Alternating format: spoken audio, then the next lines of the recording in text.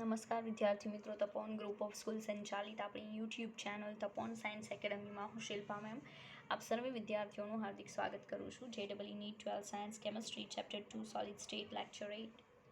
ચાલો, last video લેક્ચરની અંદર યાદ હોય તો મેં MCQ સોલ્વ કરાવ્યા હતા એન્ડ આ વિડીયો લેક્ચરની અંદર પણ I am going to do the same thing. Okay, આપણે એ જ વસ્તુ કરવાની છે, મીન્સ કે આપણે કેટલાક MCQ સોલ્વ કરશું કે જેનાથી તમને આઈડિયાઝ આવશે કે how can you calculate certain types of Sam's or solve certain types of MCQs. બરાબર. ચાલો, તો કહેવાનું એમ છે કે આપણી પાસે એક MCQ છે, like most of the time I have observe that તમારે જે ક્વેશ્ચન પૂછાય છે ને એ ક્વેશ્ચન ઘણીવાર સૂત્ર ફાઇન્ડ આઉટ કરવા માટેનો પૂછાય. લાઈક આ જગ્યાએ કોર્નર પર આટલા પરમાણુ છે, આ ટાઈપની રચના છે, ધેન ઓક્સાઇડનું સૂત્ર શું હોઈ શકે, ઓર લાઈક કોઈ પણ મેટલ છે એના સલ્ફાઇડનું કે જેનું પણ છે એની ફોર્મ્યુલા શું હોઈ શકે એ ફાઇન્ડ આઉટ કરવા માટેનો MCQ જે છે નોર્મલી પૂછાય છે. ઓકે, ચાલો, તો અત્યારે આપણે જે MCQ સ્ટાર્ટ કરશું એ કંઈક આ રીતે છે કે ફલક કેન્દ્રિત ઘનમાં આપણને કહી દીધું છે કે FCC રચના છે. જેટલું પણ આપે એ પહેલાં એક રફ પેજમાં લખવું એક્ઝામની અંદર કે જેથી તમે કામ કરી શકો પ્રોપરલી. ઓકે, ચાલો, FCC રચના છે એમાં A અને B પરમાણુઓની ગોઠવણી થયેલી છે, જેમાં A પરમાણુઓ જે છે, બરાબર, એ પરમાણુઓ એ ખૂણા પર હાજર છે, ખૂણાઓ પર છે, 8 ખૂણાઓ પર. B એ ફલક કેન્દ્ર પર હાજર છે. B ક્યાં છે? ફલકના કેન્દ્રમાં. બરાબર. દરેક એકમ કોષમાં 4 ખૂણાઓમાંથી એ પરમાણુઓ દૂર થાય છે. જો આ ટ્વિસ્ટ છે, બરાબર, ટ્વિસ્ટ આવું છે. બાકી તો બહુ ઇઝી થઈ જાય, પણ ટ્વિસ્ટ આવે ને ત્યારે થોડીક પ્રોબ્લેમ થશે. ટ્વિસ્ટ એવું છે કે 4 ખૂણાઓ પરથી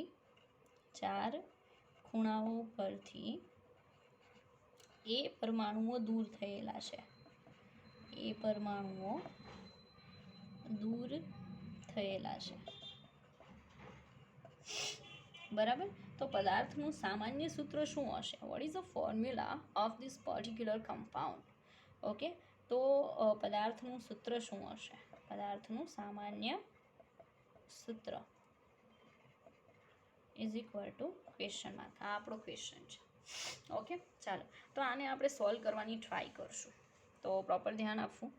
રેડી? આ ટ્વિસ્ટ ઉપર તો ખાસ ધ્યાન આપવું, પણ ટ્વિસ્ટ ઉપર જતાં પહેલાં અહીંયા ફોકસ કરવું. એ પરમાણુ જો ખૂણા ઉપર હોય તો ટોટલ ખૂણા કેટલા હોય? 8. ઓકે, પહેલાં સામાન્ય વસ્તુ લખવાની. 8 ખૂણા હોય છે. ફલકના કેન્દ્રમાં ટોટલ ફલક કેટલા હોય? 6. ઓકે, ટ્વિસ્ટ આમાં છે, આમાં નહીં. હવે આપણને એમ કીધું કે 4 ખૂણાઓ પરથી એ પરમાણુ દૂર થયેલા છે, તો આપણી પાસે વૈધા કેટલા? 8 - 4 ઇઝ ઇક્વલ ટુ કેટલા વૈધા? 4. હવે આપણને ખબર છે કે એક ખૂણા પરનો પરમાણુ કેટલામાં ભાગીદારીમાં હોય? 8માં. રેડી? તો 1/2 થઈ જશે. તો મતલબ ખૂણા ઉપર જે પરમાણુઓ છે એ એક એકમ કોષમાં હકીકતમાં કેટલો ગણાશે? અડધો ગણાય. કારણ કે જો 8 એ 8 હોત તો 1 ગણાત, તો અડધા થઈ ગયા એટલે હાફ ગણાય. તો અહીંયા તમે એમ લખી શકો કે એ જે છે ને એ 1/2 છે. જ્યારે B છે એ ટોટલ કેટલા છે જુઓ તો 6 ફલકના કેન્દ્રમાં છે ને, બરાબર, પણ હકીકતમાં નોર્મલી 6 છે પણ ગણાય કેટલા? તો આપણને ખબર છે કે 6 divided by 1/2 is equal to કેટલા ગણાય? 3. તો આપણે અહીંયા કેટલા લખશું? 3 લખશું ને. તો હવે શું કરવાનું એ સાંભળજો કે જ્યારે આવું હોય ને ત્યારે આ જે નીચે તમને આંકડો આપ્યો હોય એને બાજુમાં મલ્ટિપ્લિકેશનમાં જવા દેવાનું, બાકી કાંઈ નહીં કરવાનું. તો A1 B6 આવું બનશે. તો આ આન્સર છે. બસ આટલું કરવાનું. આ તમારો ફાઇનલ આન્સર છે. સિમ્પલ. ફરી પાછું કહું છું, એમ કીધું કે FCC રચના. ઓકે, આપણે સમજી લીધું. એ પરમાણુઓ ખૂણા ઉપર. દેન આપણને ખબર છે કે in single unit cell we have 8 corners, બરાબર. એટલે આપણે લખી દીધું કે 8. ઓકે, આપણે 8 પરમાણુઓ છે એનું ઇમેજિનેશન કર્યું.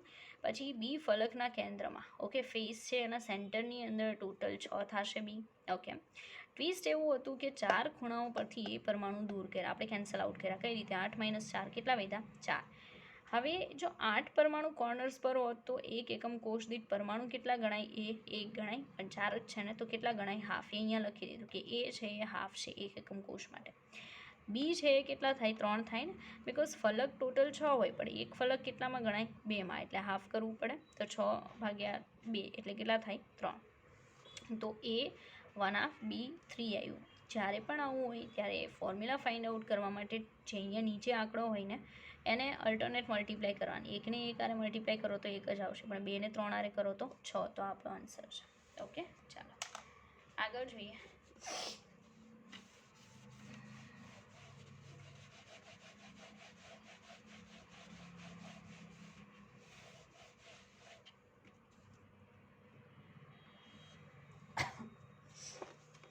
ચાલો, અંત કેન્દ્રિત એકમ કોષમાં 2 વધારાના પરમાણુઓ ધરાવે છે. એક વિકર્ણ 2 વધારાના પરમાણુઓ ધરાવે છે, તો એકમ કોષમાં હાજર પરમાણુની સંખ્યા કેટલી?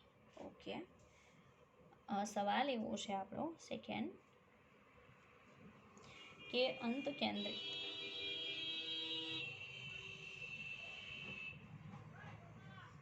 કેન્દ્રિત એટલે એન્ડ સેન્ટર, ખબર છે ને, શીખવાડેલું છે.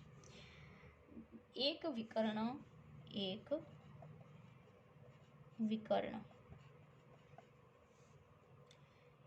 વિકર્ણ 2 વધારાના પરમાણુઓ ધરાવે છે.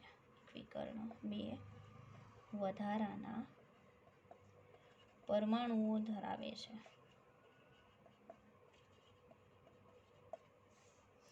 તો એકમ કોષમાં હાજર પરમાણુઓની કુલ સંખ્યા કેટલી? એકમ કોષમાં હાજર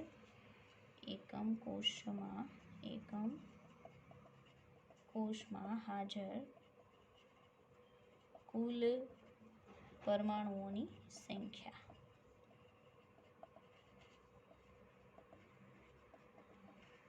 ક્વેશ્ચન માર્ક.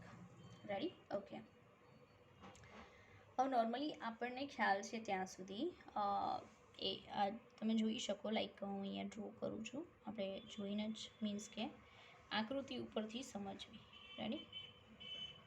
જ્યારે તમને આ લેશનમાં ક્વેશ્ચન સમજમાં ન આવે ત્યારે તમારી પાસે એક બહુ સારો ઓપ્શન છે, and that option is draw particular diagram regarding your question, and definitely તમે એબલ થઈ જશો એને સોલ્વ કરવા માટે. ઓકે, ચાલો. હવે કોર્નર્સ પર તો 8 હોય જ છે, એનો આપણને ખ્યાલ છે, તો એ આપણે બનાવશું અહીંયા. ઓકે, ચાલો. 8 કોર્નર પર તો છે જ, એનો ખ્યાલ આપણને આવી ગયો છે. પણ એના સિવાય ઉપર અને નીચેના ફલકમાં પણ સેન્ટરમાં એક એક પરમાણુ હોય છે. આ એકદમ નોર્મલ વસ્તુ છે, પણ ટ્વિસ્ટ અહીંયા છે. આ જે છે એ ટ્વિસ્ટ છે કે એક વિકર્ણ 2 વધારાના પરમાણુ ધરાવે છે. હવે એ વિકર્ણ જે છે એ અહીંયા એ લોકોએ પર્ટિક્યુલર કહેવો જોઈએ કે જે અંતઃ વિકર્ણ છે એ 2 વધારાના પરમાણુ ધરાવે છે. રેડી? તો હું અંતઃ વિકર્ણ આને કન્સિડર કરું. એક અહીંયા હોઈ શકે, એક અહીંયા હોય, તો એ તો કોઈનામાં ભાગીદારીમાં ગણાશે નહીં, બરાબર છે. હવે એ ભાગીદારીમાં ન ગણાય તો ટોટલ કેટલા થાય? તો ખૂણા ઉપરના છે એ 8 × 1/8 કેટલા ગણાય? 1. ઉપર અને નીચેના ફલકમાં જે છે એ 2 ગુણ્યા શું કરવું પડે? 1/2. તેને કેટલો ગણાય? 1. પણ આ બે તો કે ભાગીદારીમાં જ નથી, એટલે એ તો 2 જ ગણવાના, બરાબર. વિકર્ણ પરના 2, તો કુલ પરમાણુ કેટલા થાય? બરાબર, 1 + 1 + 2 = 4. તો આન્સર રહેશે 4, કે અહીંયા જે ટોટલ પરમાણુ થશે એક એકમ કોષ દીઠ એની સંખ્યા કેટલી આવશે? 4 આવશે. ઓકે, ચાલો. તો આપણે બીજો MCQ સોલ્વ કર્યો, આગળ વધ્યા નવા MCQ તરફ. રેડી? ચાલો. નવો જે MCQ છે એ કંઈક આ રીતે છે કે એલ્યુમિનિયમનો એક એકમ કોષ જે ઘન સાથે ધારની લંબાઈ 405 pm ધરાવે છે. ત્રીજો MCQ આ રીતે નંબર આપો. ચાલો. એલ્યુમિનિયમ છે, એમાં એમ કીધું કે ધારની લંબાઈ small a is equal two આપેલી છે 405 pm. ઓકે, એલ્યુમિનિયમની ઘનતા, ઓકે આપણને ઘનતા આપેલી છે 2.70 ગ્રામ પર સેન્ટીમીટર ક્યુબ. એલ્યુમિનિયમમાં કયા પ્રકારનો એકમ કોષ હોય છે? ઓકે, ધન આપણે ફાઇન્ડ કરવાનું છે કે એ સાદો ઘન, FCC, BCC or and centre, બરાબર. What kind of unit cell okay aluminium has. તો એલ્યુમિનિયમનો યુનિટ સેલ જે છે એ કયા ટાઈપનો હશે? એકમ કોષનો પ્રકાર કયો? એકમ કોષનો પ્રકાર જણાવો. આ આપણો ક્વેશ્ચન છે. રેડી? ચાલો સોલ્વ કરીએ. ઘનતાનું સૂત્ર કાલ જોઈ ગયા છીએ. ઘનતાનું સૂત્ર છે n ગુણ્યા મોલેક્યુલર માસ ડિવાઇડેડ બાય, અહીંયા શું આવશે? એનો ક્યુબ, અને એને ગુણ્યા શું આવશે? તો એને. આપણી ફોર્મ્યુલા છે. હવે આપણે જો એ આપેલો છે આપણને મોલેક્યુલર માસ એલ્યુમિનિયમનું ખબર છે, એને ખબર છે, તો મેળવવાનું શું રહે? n. પરમાણુની સંખ્યા મેળવી લઈએ એક એકમ કોષ દીઠ, તો આપણને ખ્યાલ આવી જશે કે આ કયા પ્રકારનો યુનિટ સેલ છે. રેડી? ચાલો પ્રાઇસ ફાઇન્ડ આઉટ કરીએ. હું એનને કરતા બનાવી દઉં. n ઇઝ ઇક્વલ ટુ સૂત્ર બની જશે ઘનતા ગુણ્યા એનો ક્યુબ, એને ગુણ્યા એને divided by molecular mass. Okay, હવે બધાની પ્રાઇસ મૂકીએ. ચાલો હવે બધાની જો પ્રાઇસ આપણે મૂકીએ તો અહીંયા ઘનતા કેટલી આપેલી છે? 2.70. એને ગુણ્યા 405 pm છે ને, બરાબર. તો એને આપણે મીટરમાં નહીં ચાલે, સેન્ટીમીટરમાં કરવું પડશે. ઓકે, તો કેટલું આવશે? 405 ગુણ્યા 10 માઇનસ 12 છે ને, 10 ઘાત આવશે. રેડી? એનો ક્યુબ, એને ગુણ્યા કેટલા આવશે? તો 6.022 ગુણ્યા 10^23 છેદમાં મોલેક્યુલર માસ એલ્યુમિનિયમનું કેટલું થાય? 27. રેડી? આપણે કેલ્સી કરીએ, આપણને ખ્યાલ આવશે કે કેટલો આન્સર આવે છે. ચાલો 2.70 એને ગુણ્યા 405, એને ગુણ્યા 405, એને ગુણ્યા 405 અને એને ગુણ્યા 6.022, તો કંઈક આટલું આવે છે. અને 10,080,11,3,974 મલ્ટીપ્લાય કરીને 10ની ચોક્કસ ઘાત આવશે. રેડી? હું અહીં નીચે લખું છું. 10 તેરી 30 માઇનસ 23 એટલે 10ની -7 ઘાત આવશે. Okay, divided by 27. તો આપણે એને 27થી ડિવાઈડ કરશું તો આપણને મળશે, ઓકે લખવું પડશે ભાઈ. Okay, small n is equal two 40,0,4,221.28 into 10⁻⁷. Okay, હવે આપણને ખબર છે કે એકમ કોષમાં પરમાણુની સંખ્યા એટલી મોટી કોઈ દી હોય, એટલી નાની કોઈ દિવસ હોય નહીં. આપણે ચોક્કસ આંકડો લેવો પડશે. તો 1 2 3 4 5 6 7, તો આન્સર આવશે 4. n ઇઝ ઇક્વલ ટુ, અને જ્યારે એકમ કોષમાં પરમાણુની સંખ્યા 4 આવે તો એ કયા એકમ કોષમાં પરમાણુની સંખ્યા 4 હોય? બરાબર, તો એફસીસી. એલ્યુમિનિયમ કઈ રચના ધરાવે છે? એફસીસી. તો તમારો આન્સર આવશે કે એલ્યુમિનિયમ જે છે એફસીસી રચના ધરાવે છે. બહુ સિમ્પલ. ઓકે, ચાલો તો આ બીજો એક એમસીક્યુ આપણે સોલ્વ કર્યો. આગળ વધીએ નવા એમસીક્યુ તરફ.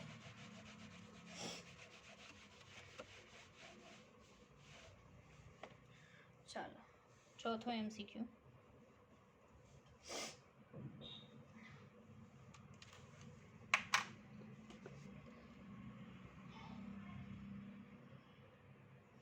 ચાલો ઘનતાવાળા તો તમને આવડી જશે.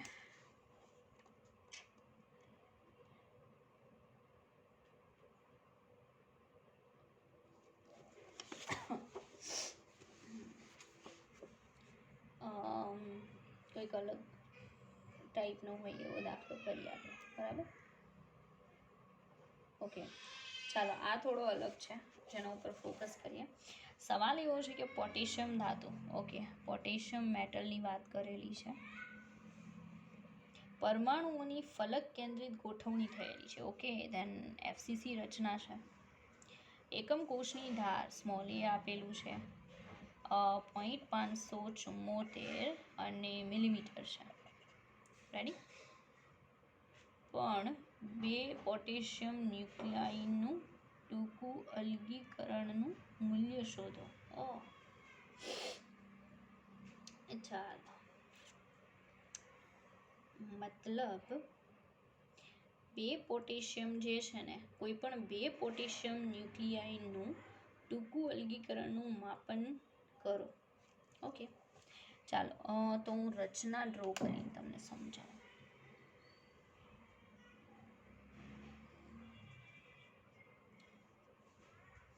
હવે એફસીસી રચના છે ફેઝ સેન્ટર.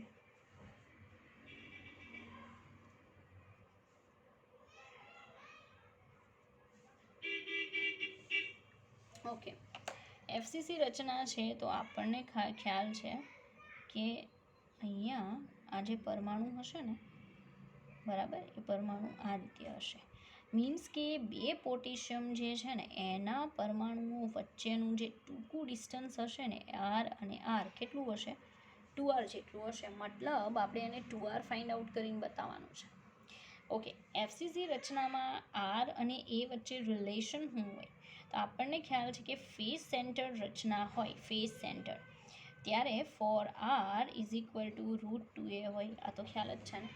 હવે એમાંથી અહીંયા હું લખી શકું 2 × 2r થાય ઇઝ ઇક્વલ ટુ √2a થાય. એમાં મારે 2r એઝ ઇટ ઇઝ રાખવાના છે, તો √2a ના છેદમાં કેટલા આવશે? 2 આવશે. ઓકે, તો 2r આપણે ફાઇન્ડ કરવાનું છે બે પોટેશિયમના પરમાણુ વચ્ચેનું ટૂંકું ડિસ્ટન્સ. ઓકે, તો √2 × એ કેટલા છે? 0.574 ડિવાઇડેડ બાય કેટલા કરવાના? 2. આટલું આપણે કરશું એટલે આપણો આન્સર આવી જશે. ઓકે, તો √2 ઇઝ ઇક્વલ ટુ એટલા એને ગુણ્યા 0.574, 0.574 એને ડિવાઇડેડ બાય 2, તો આપણને મળશે 0.4058 મિલીમીટર. ઓકે, તો 0.4058 મિલીમીટર આપણો આન્સર છે. 2r is equal two. તો આવું પણ પૂછાઈ શકે, લાઈક તમારે થોડુંક વિચારવું પડે કે what is the question is exactly, બરાબર, એ શું કહેવા માંગે છે અને આપણે શું ફાઇન્ડ આઉટ કરીને બતાવવાનું છે. રેડી.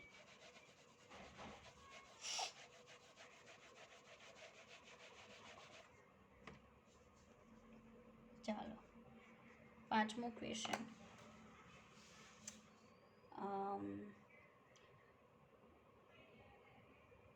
ઓકે, ચાલો, સવાલ એવો છે કે ગોલ્ડની વાત કરી છે. ગોલ્ડ એટલે એયુ થશે ઓરમ. એની ધારની લંબાઈ આપેલી છે આપણને અને એ છે 0.144 નેનોમીટર. બરાબર. કોષ ફલક કેન્દ્રિત છે. કહી દીધું છે કે એફસીસી છે, તો પરમાણુની ત્રિજ્યા R is equal to question mark. આ આપણો ક્વેશ્ચન છે, બહુ સિમ્પલ. એફસીસી કે એટલે આપણને ખબર છે કે એફસીસી રચનામાં four R is equal to √2a થાય. આરને રહેવા દો, √2a અપોન શું કરવાનું? 4. તો √2 મલ્ટીપ્લાય 0.144 ડિવાઇડેડ બાય શું કરી દો? 4. તમારા આન્સર આવશે.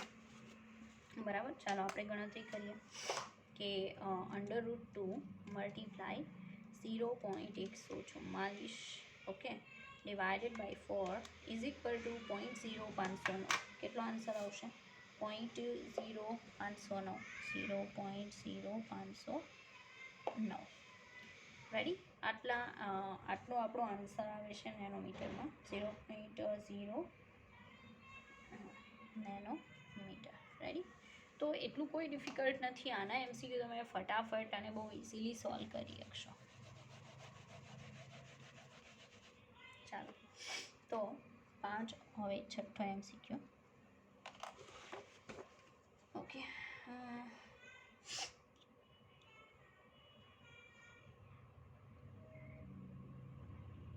ઓકે, ચાલો. સવાલ એવો છે કે ક્યુબિક ક્લોઝ પેકિંગ મીન્સ કે સીસીપી ઓર એફસીસી બંને સેમ થશે. કોષનું ફલક વિકર્ણ 4 એંગસ્ટ્રોમ છે. કોષની ફલક વિકર્ણની લંબાઈ 4 એંગસ્ટ્રોમ છે. ફલક વિકર્ણ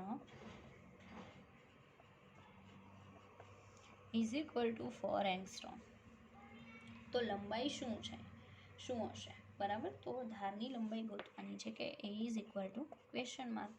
તો આ તો જોવું પડશે. ફલકનો વિકર્ણ છે, બરાબર. લાઈક હું આ એક ફલક બનાવું છું, ફલકનો આ વિકર્ણ છે. તો એક આર હશે, અહીંયા પાછા 2r હશે, અહીંયા r હશે, બરાબર. અને આ અંડરરૂટ શું હશે? 2a હશે.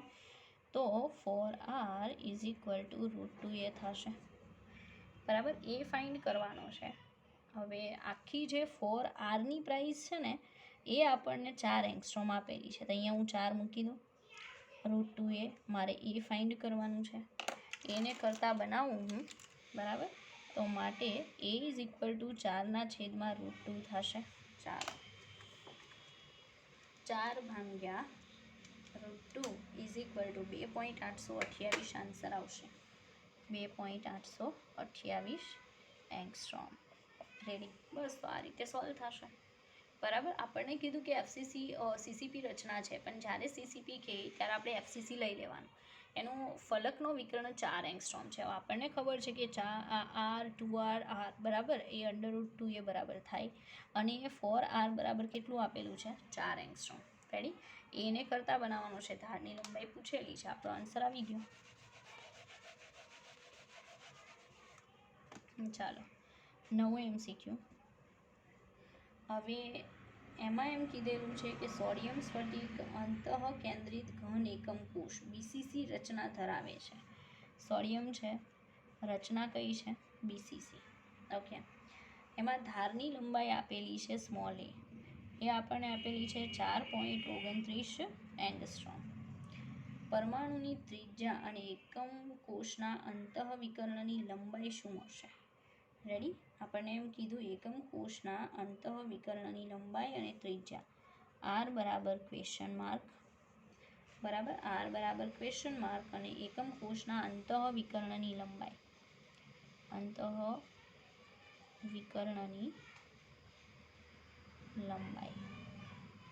બરાબર ક્વેશ્ચન માર્ક. આવા બે ક્વેશ્ચન છે. ચાલો, હવે બીસીસી રચના છે, અથવા બીસીસી રચના હોય તો સીધી વાત છે ને, બોડી સેન્ટરમાં 4r is equal two √3a થાય. આવું કહેવાની જરૂર નથી, તમને યાદ જ હશે. એમાં ગોતવાનો છે r, તો √3a ડિવાઇડેડ બાય 4. તો √3a જે છે એ 4.29 છે, ડિવાઇડેડ બાય 4. ચાલો, તો √3 મલ્ટીપ્લાય 4.29 ડિવાઇડેડ બાય 4, તો 1.857 એંગસ્ટ્રોમ. 1.857 આન્સર છે. 1.857 બરાબર એંગસ્ટ્રોમ. હવે આપણને કીધું કે અંતઃવિકર્ણ જે છે ને એની લંબાઈ કેટલી. હવે અંતઃવિકર્ણ જે છે એ કેટલો થાય? √3a ઇઝ ઇક્વલ ટુ કેટલો થશે? 4r થાય.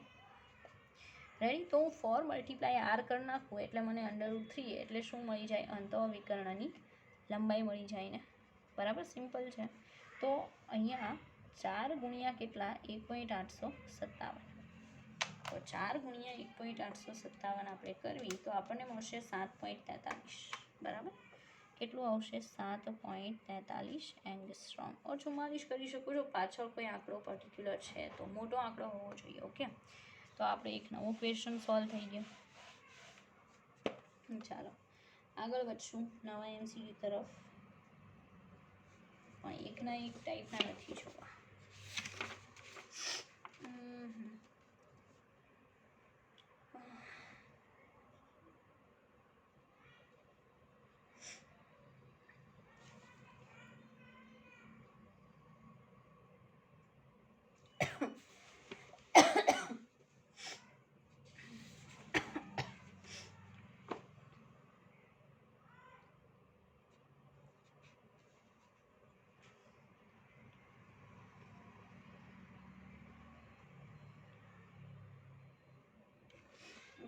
આપણે સૂત્રવાળા ઉપર વધારે ફોકસ કરશું કે સૂત્ર કયું આવે છે.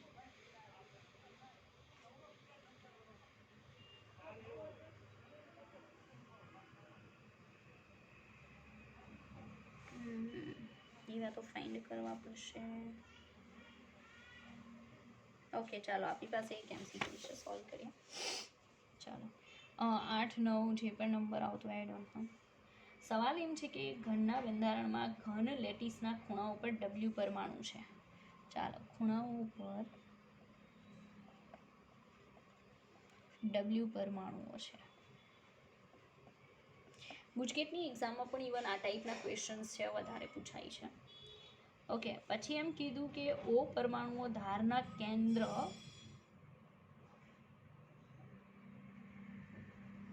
બરાબર એમ કીધું કે ઓક્સિજન પરમાણુઓ ધારના કેન્દ્ર પર ઓક્સિજન પરમાણુઓ છે અને સોડિયમ પરમાણુઓ એકમ કોષના કેન્દ્રમાં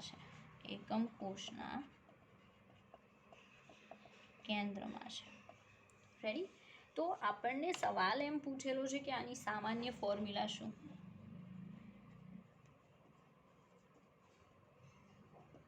okay what is the common formula for this particular kind of compound. બરાબર તો જે પણ કમ્પાઉન્ડ ફોર્મ થશે એની ફોર્મ્યુલા શું. ઓકે ચાલો હવે આપણે ફર્સ્ટ ઓફ ઓલ W માટે કામ કરશું. Wની સંખ્યા ફાઇન્ડ કરીએ તો ખૂણાઓ ટોટલ કેટલા હોય 8, 8 ગુણ્યા 1/8 ઇઝ ઇક્વલ ટુ 1. ચાલો W તો 1 છે ફાઇનલ. સેકન્ડ છે ઓક્સિજન છે ધારના કેન્દ્રમાં, ટોટલ 12 ધાર. એક ધાર કેટલા વચ્ચે વહેંચાયેલી હોય 4 વચ્ચે, એટલે કેટલો જવાબ આવે 3. આ તો ખબર છે ને, ટોટલ 12 ધાર હોય, એક ધાર 4માં વહેંચાયેલી હોય એટલે 4 વડે ડિવાઈડ કરો 3 આવશે. લાસ્ટ વન જે છે સોડિયમ, તો સોડિયમ તો આખા સમગ્ર એકમ કોષના કેન્દ્રમાં છે તો એ તો એક જ ગણાશે. તો સૂત્ર શું બનશે એને બરાબર W અને ઓક્સિજન 3 NaWO3 આ આપણો જવાબ હોવો જોઈએ. ઓકે હું ચેક કરી લઉં કે 12 નંબરનો જવાબ શું છે. ઓકે રાઈટ છે. તો બહુ સિમ્પલ છે, તમે સમજી શકો. બસ આ રીતે આપણો આન્સર આવે છે. રેડી. તો આવા આપણે હજી પણ બીજા સોલ્વ કરશું કે જેથી તમને ખ્યાલ આવે.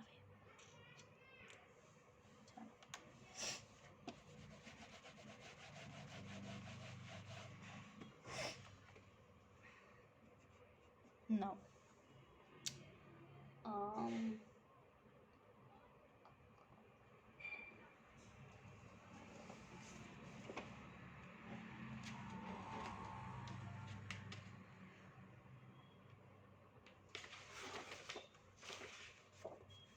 ઓકે ચાલો મળી ગયો સવાલ. A અને B પરમાણુની ફલક કેન્દ્રિત ગોઠવણીમાં, મતલબ FCC રચના છે એમાં A પરમાણુ એકમ કોષના ખૂણા પર છે. A પરમાણુઓ ખૂણા પર છે.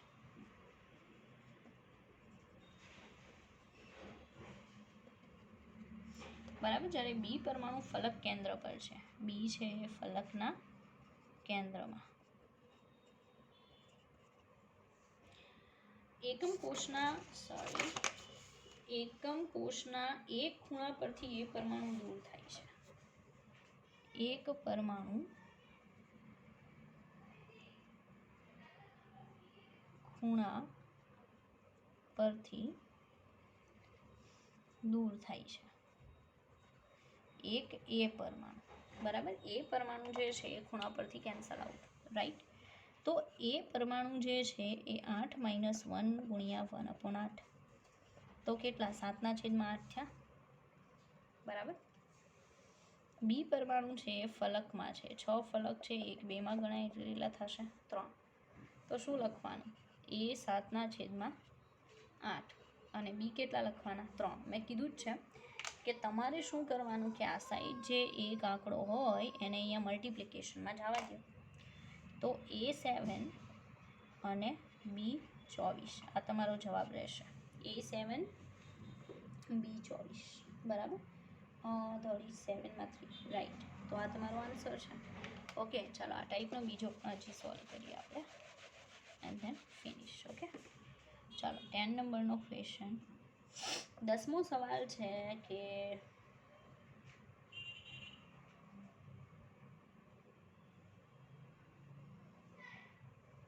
બે તત્વો જેમાં એ એક ઘનના ખૂણા પર, તો તમને આવડી જશે. ઓકે ચાલો, કોપર, પછી છે સિલ્વર અને પછી છે ગોલ્ડ. બરાબર, આ 3 આપ્યા છે. પછી સવાલમાં એમ છે કે કોપર એ એફસીસી લેટિસ ધરાવે છે. કોપર કઈ લેટિસ છે? એફસીસી. સિલ્વર પરમાણુઓ ધાર કેન્દ્રો ધરાવે. બરાબર, સિલ્વર જે છે એ પરમાણુઓ ધારના કેન્દ્ર પર છે. ધારના કેન્દ્ર પર. અને આ જે ગોલ્ડ પરમાણુઓ છે અંતઃ કેન્દ્રમાં છે.